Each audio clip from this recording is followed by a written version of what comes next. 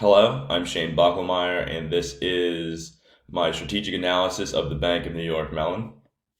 Bank of New York Mellon, or BNY Mellon, was formed in 2007 via a merger of the Bank of New York and Mellon Financial. Together, they brought 375 years of combined experience, an investment company in the asset manager industry with $2 trillion under management, as well as 37.3 trillion assets under custody and administration. The global presence of the Bank of New York Mellon is very large as they are in 35 countries, 100 plus markets, with 48,300 employees globally. Major business lines include investment services, investment management, and wealth management. The pestle analysis for the Bank of New York Mellon is as follows. Political factors that could affect BNY Mellon are political stability, decreasing investor sentiment, market regulation and deregulation, mandatory benefits, and intellectual property. Economic factors that could affect Bank of New York Mellon are those such as skilled labor in global markets, inflation and interest rates, market volatility, and FX or currency fluctuations. Social factors that could affect the Bank of New York Mellon: global demographic and education levels, wage fairness, corporate citizenship, and geographical locations.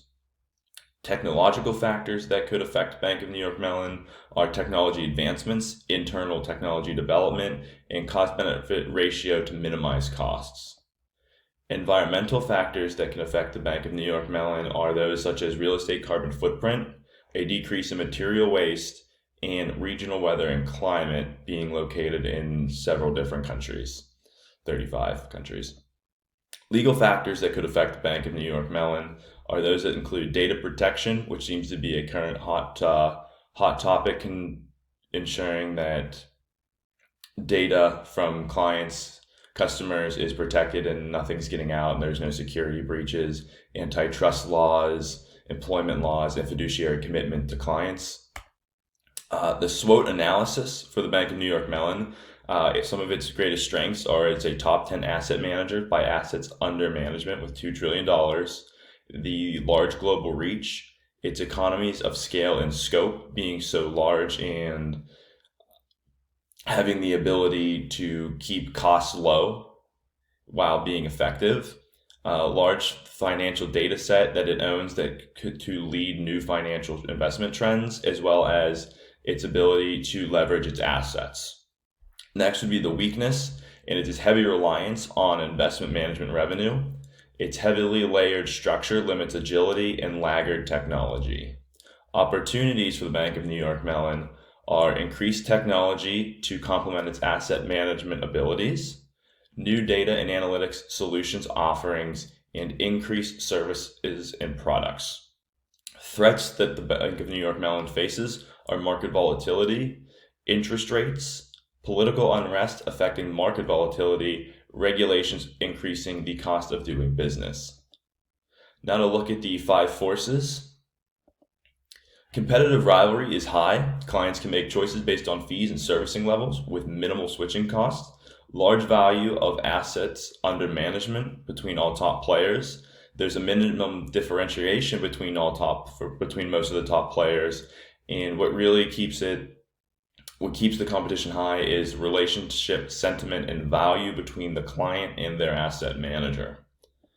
Threat of new entrants is moderate.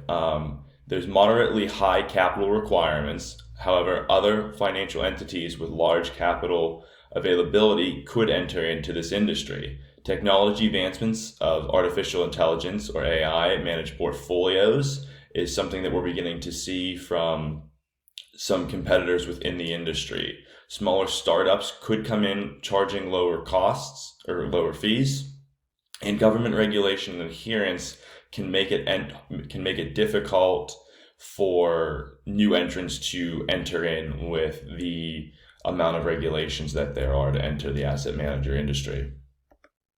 Bargaining power of suppliers is high, as most of the revenues is made off of fees in the asset management. In the assets under management, clients also seek to see their portfolios be managed and grown. The clients do not rely on the industry for a majority of their revenue, and a finite number of clients with large dollar valued portfolios. An interesting caveat to looking at the asset manager industry is that not only are the clients buyers, but they're also suppliers, because the asset managers make a lot of their money off of fees, and a lot of what drives their business is having assets under management, and that is like the biggest part of their business, is having these assets under management. So to have that supplied to them, they have to bring in clients so that they can work with more underneath to leverage and do other certain activities that they may engage in.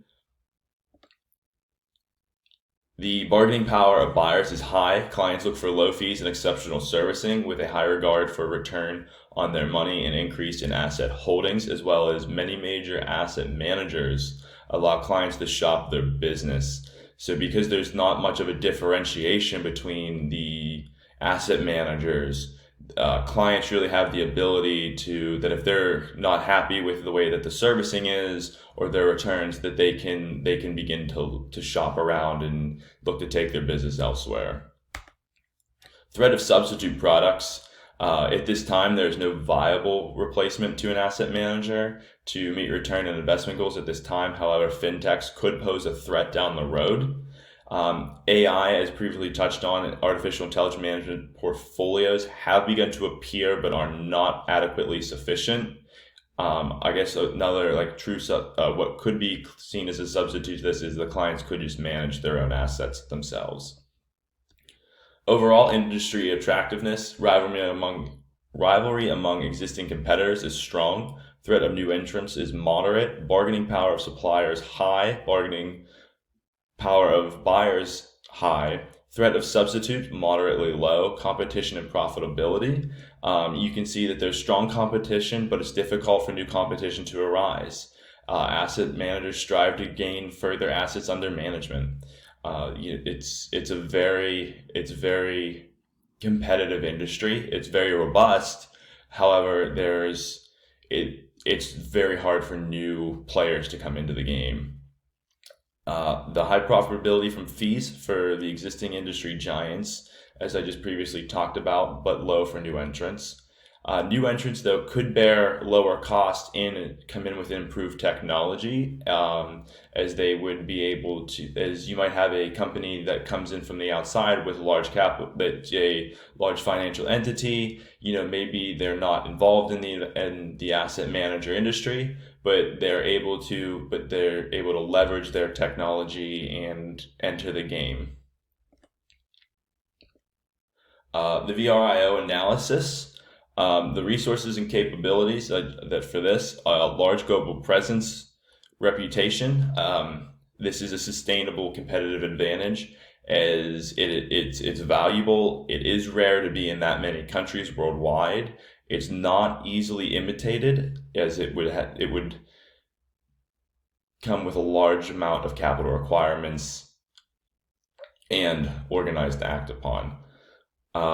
As well, so large sustainable source of financial data is a temporary competitive advantage, because this is imitatable as companies grow and gain more clients and more data becomes prevalent. They are themselves able to have a large set of data to make trends off of, as well as for client service leadership.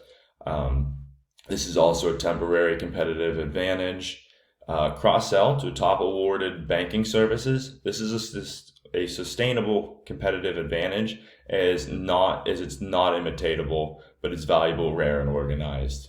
Global growth opportunities, being located in so many global locations, is temporary, as other players in the game could come in and look to grow globally as well. Core competencies of Bank of New York Mellon is client-first thinking, global leader investment management, technology-driven decisions, solutions, and emerging innovations. The strategic issues for the Bank of New York Mellon is heavy reliance on the investment management revenue, which is 70% of total revenue, and it leaves the Bank of New York Mellon reliant on client fees. Laggard technology, and a decrease in stock value due to flat EPS. My recommendations for these strategic issues are the use of new data analytics and solutions offering to cross-sell with existing clients to increase retainability, but also boost internal technology to drive performance, reduce layering within the corporation structure to provide and increase agility and ambidexterity, as well as leverage the global presence. Thank you.